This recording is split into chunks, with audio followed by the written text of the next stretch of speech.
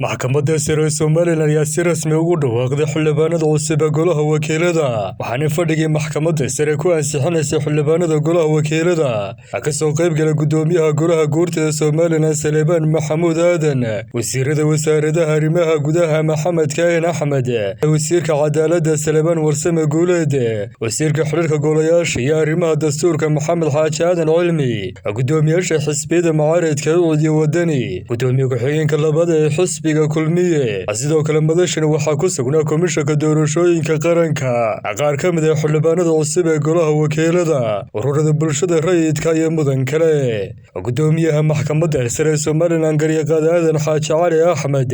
oo si rasmi ah ugu dhawaaqay natiijada rasmiga kama dambeynta ee golaha wakiilada ayaa sheegay in ansixiya 82 mudan ee hore ugu dhawaaqeen komishanka doorashooyinka sidoo kale gudoomiyuhu waxa uu sheegay in cabashooyin soo gaadheen la xiriira doorashada soo gudbiyay musharaxiinta ku dhacay doorashada waxaanu sheegay in dhammaan cabashooyinkaasi ay ka qarnaqeen waxa halkan ka horeeyay markii natiijadii kubeelgaarka ay soo baxday ee komishanka doorashooyinku qabteen waxa ka soo baxay cabashooyin marka cabashooyinkaasi waxay gaarayeen 25 cabasho 25 ka cabasho waxay mareen heerar kala duwan 20 dacwadood oo soo haray maxkamaddu markii ugu dambeysay waxay ka furtay garnaq toos ah si qofka muwaadinka ah ee cabanaya ee la halay dhageysto uu helo chance uu uga hordoodo hay'adaha cadaaladda iyo garsoorka hay'adda garsoorka markaa fursad baa la siiyey waxaanay wada doodeen oo iska hor yimaadeen guddiga doorashooyinka qaranka komishanka doorashooyinka qaranka iska hor yimaadeen oo iyaguna isdifaacayay iyagoo looyaradoodii adeegsanayay muwaadiniinta cabanayayna waxay qabsadeen garyaqaano u dooda maxkamaddu 2 wiig bay arrintaa 3 wiig oo isku xigay bay weyday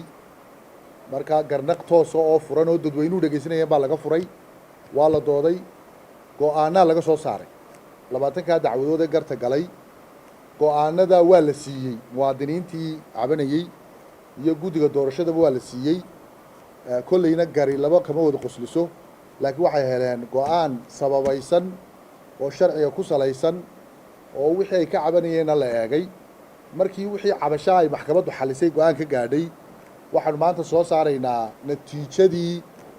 kama dambayska ahayd maxkamadda sare dastuuriga ee jamhuuriyadda Somaliland markay aragtay warqadda sumadeedu tahay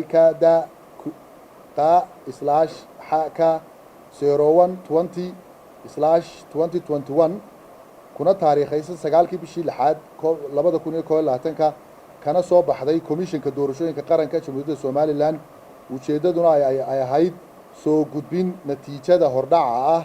ee doorashada golaha wakiilada jamhuuriyadda Somaliland 2021 markay daristay hubisayna qoraalada la xiriira natiijada doorashada golaha wakiilada ee jamhuuriyadda Somaliland 2021 xisaab ahaan iyo sharci ahaanba ee uu maxkamadda sare ee dastuuriga jamhuuriyadda u soo gudbiyay komishanka doorashooyinka qaranka jamhuuriyadda Somaliland markay ka garnaqday dhammaan dacwadihii la xiriiray natiijada hordhaca ahayd ee doorashada golaha wakiilada jamhuuriyadda Somaliland go'aanna ka gaadhay markay ay aragtay qodobka 4aad iyo qodobka 42aad faqradda 1aad iyo qodobka 79aad iyo qodobka 98aad iyo qodobka 101 ee dastuurka jamhuuriyadda Somaliland markay aragtay qodobka 152 ee xeerka guud ee doorashooyinka iyo diiwaangelinta codbixiyaasha xeel number 19 2020 markay aragtay dhammaan asbaabaha sare ku xusan waxay soo saartay qaraarkan soo socda maxkamadda sare ee jamhuuriyadda Somaliland dastuuriga qaraarka maxkamadda sare ee dastuuriga ee jamhuuriyadda Somaliland waxay ansixisay natiijadii hordhaca ahayd ee doorashada golaha wakiilada jamhuuriyadda Somaliland ee 2021 ee komishanka doorashooyinka qaranku u soo gudbiyay maxkamadda sare ee dastuuriga ee jamhuuriyadda Somaliland taariikhdu markay ahayd 9kii bishii 6aad 2021 number 3 qaraarkani waxa uu soo baxay maanta oo ay taariikhdu tahay 7 bisha 7aad 2021 garsoorayaasha maxkamadda sare ee dastuuriga ee halkan fadhiya saxay waxay kala yihiin Aadan Xaaji Cali Axmed gudoomiye Maxamed Cumar Geelle xubin عبد القادر أحمد محمود حبن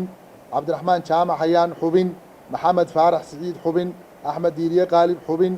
cali shucayb sheekh ibraahim nuur xubin cabdiraxmaan xuseen caynaan xubin yaxya cali idriis xubin cabdilaahi cabdi aadan xubin cabdiraxmaan xasan nuur xubin marka halkaasuu qaraar ku dhammaaday natiijadiina waa rasmi maanta laga bilaabo fadhigii maxkamadduna uu inoo xidhan yahay